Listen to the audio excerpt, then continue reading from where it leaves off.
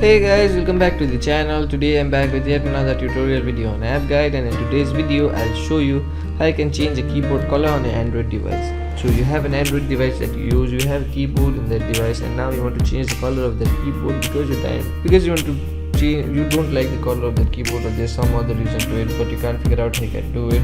Watch this video till the end. I'll show you some simple steps in order to change the keyboard color on your Android device in a very easy way. It's a very simple process. Just follow the simple steps I do and you'll do it in no time.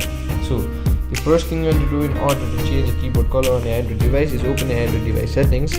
Once you go into your phone settings, what you want to do is scroll down and go to system settings. Once you go into system settings, the first option you'll see will be labeled as language and input.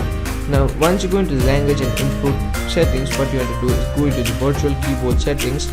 Here are all the keyboard settings. So once you go into the virtual keyboard settings, here you'll see all the keyboard options present in the Android device. Now from here, select the keyboard that you're using.